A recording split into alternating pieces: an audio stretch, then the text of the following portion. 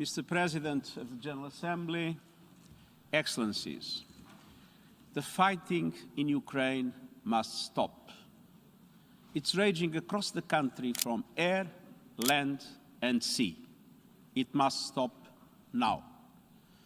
Russian missile and air bombardments have been pounding Ukrainian cities day and night. The capital, Kyiv, is encircled from all sides.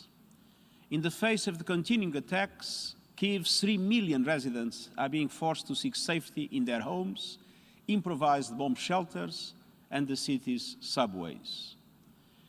The Ukrainian government has distributed a meaningful number of arms to the population with the stated objective to participate in the defense of the country.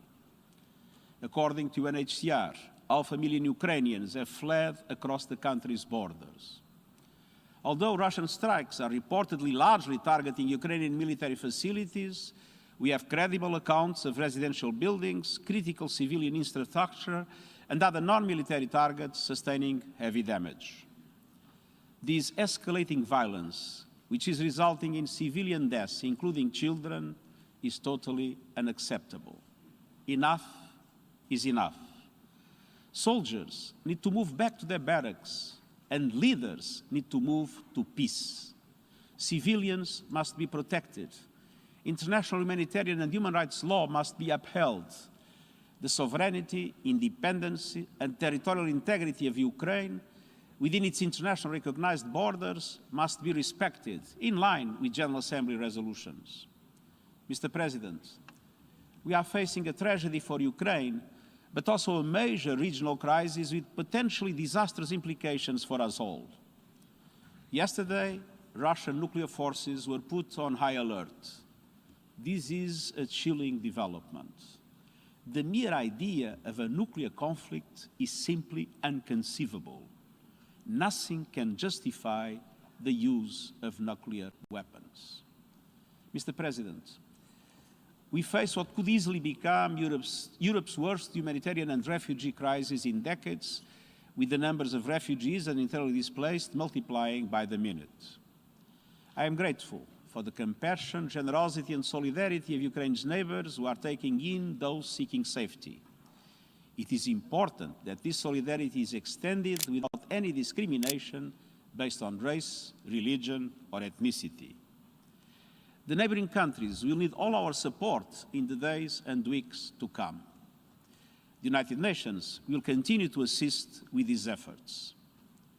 Mr. President, on Saturday, I spoke with President Zelensky and assured him that the United Nations would not abandon the Ukrainian people and conveyed our determination to enhance humanitarian assistance.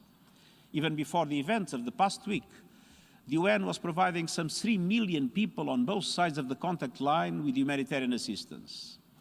The United Nations is now working 24/7 to access humanitarian needs and scale up the delivery of life-saving support to many more people desperate for protection and shelter, particularly women and children, elderly people, and those with disabilities. We are fully committed to staying and delivering for everyone affected by this deadly conflict across the country. Some of our personnel are expanding existing programs, and others are preparing new operations to get help to those who need it fast. I want to highlight 3 concrete actions. First, I've allocated $20 million from the Central Emergency Response Fund to support emergency operations along the contact line in the eastern oblasts of Donetsk and Luhansk and in other parts of the country. This will allow us to help more vulnerable people get the basics, shelter, food, water, and health care as soon as possible. Second, I have appointed Amin Awad as the UN Crisis Coordinator for Ukraine. He will liaise with the government and with all relevant actors on the ground, supported by the resident and humanitarian coordinator and the UN country team. At the same time, we are bringing together partners in and outside the country and surging personnel into the country. Third, tomorrow we will launch 2 coordinated emergency appeals for Ukraine and the region. One that addresses escalating humanitarian needs inside the country, including rising internal displacement, and another that responds to the needs of people crossing international borders to seek refuge in countries neighboring Ukraine.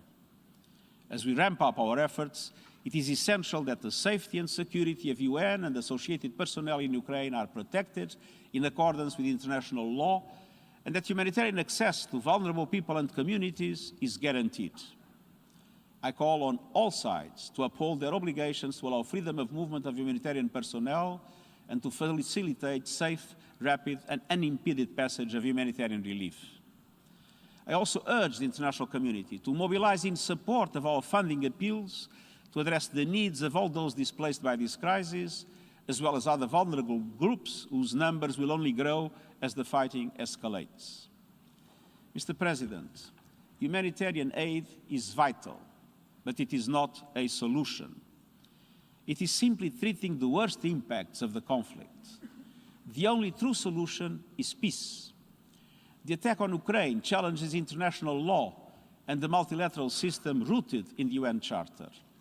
Some of the possible consequences of a worsening conflict are terrifying to contemplate. Regional tensions are rising.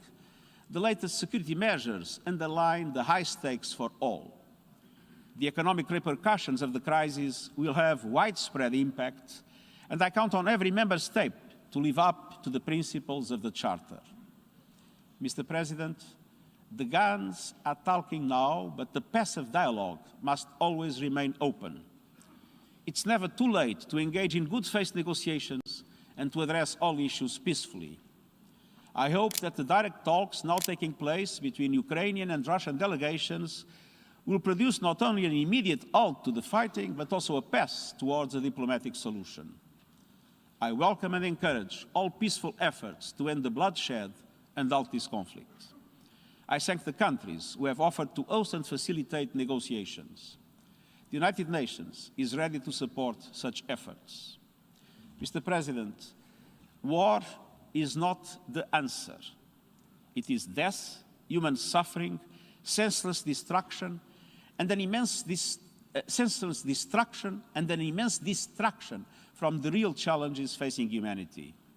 The climate crisis and biodiversity loss, vitally needed socio-economic recovery from the pandemic, healing the divides of race and gender, and so many other pressing 21st century challenges. Humanity cannot afford to be locked in a mindset that dredges up the worst of past centuries. We need to look forward as United Nations to overcome the scourge of war. We need to focus on solving problems, not making them worse. In cities around the world, people are taking to the streets and demanding an end to war. People in Ukraine want and need peace.